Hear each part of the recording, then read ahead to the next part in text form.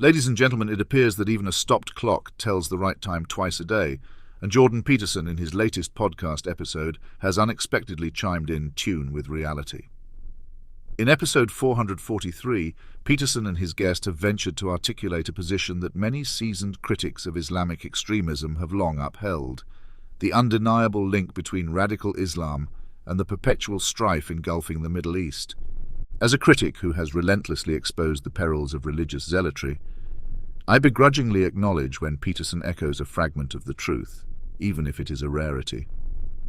They have, with a certain degree of accuracy, pinpointed the existential menace that factions like Hamas and the Iranian regime pose to both Israel and the broader fabric of the Western world.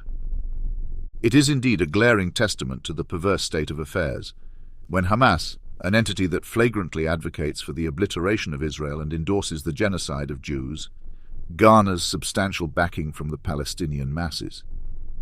This support is not merely a reflection of anti-Israel sentiment, but is indicative of a deeply ingrained moral and intellectual decay that has swept through the region's political discourse. However, while there may be fleeting moments of agreement with Peterson's conclusions, the philosophical and rhetorical gymnastics he employs are as lamentable as they are misleading. Peterson's discourse is not anchored in any genuine commitment to secularism, rationalism, or human rights, but is riddled with esoteric Jungian nonsense that is as intellectually vacuous as it is ethically barren. Peterson crafts his narrative to depict the Middle East conflict as a grandiose battle between the archetypical forces of order and chaos, crudely casting the Judeo-Christian tradition as the bastion of order against the chaotic backdrop of Islam. This sort of binary, reductionist thinking not only simplifies complex geopolitical realities but also perpetuates the type of religious bigotry and conflict he claims to oppose. Further, his attempt to anchor his support for Israel in some form of Christian providentialism is nothing short of laughable, especially considering his track record of propagating outdated and regressive theories about gender, social hierarchies, and what he deems a crisis of masculinity. Peterson has fashioned a career by exploiting the anxieties of disillusioned young men, peddling a concoction of antiquated ideologies under the guise of self-help. Peterson's use of his critique of Islam to stifle any nuanced discussion about the Israeli-Palestinian conflict is particularly disheartening. In his black-and-white world, any acknowledgement of Palestinian suffering or legitimate claims is quickly dismissed as alignment with terrorism and radicalism, a false dichotomy that hinders any real understanding or resolution. In stark contrast, I advocate for a steadfast commitment to secularism, human rights, and international norms.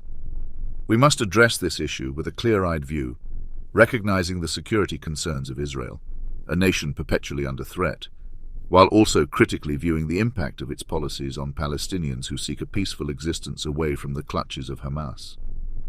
In essence, while Peterson may occasionally stumble upon a correct conclusion, his methods are marred by a lack of intellectual and moral integrity. His views are steeped in mysticism and reactionary politics, far removed from the empirical and humanistic values necessary for a just analysis of the Middle East's challenges. Thus, the imperative remains clear: a steadfast dedication to secularism, democracy, and human rights, standing as bulwarks against the encroaching tide of theocracy and tyranny. Israel, amidst a sea of entities that too often seem intent on its extinction, has not only the right but the necessity to exist and thrive. We must champion a future where reasoned discourse prevails over fanaticism, and where Israel's legitimacy and security are acknowledged without yielding to the delusions of mysticism and the dogmas of zealots. Peterson, unfortunately, while occasionally aligning with reality on these issues, ultimately does not join us in this endeavor. His rhetoric, shrouded in esoteric obfuscation, offers no true alliance to those of us committed to defending the Enlightenment values upon which any peaceful resolution must be founded.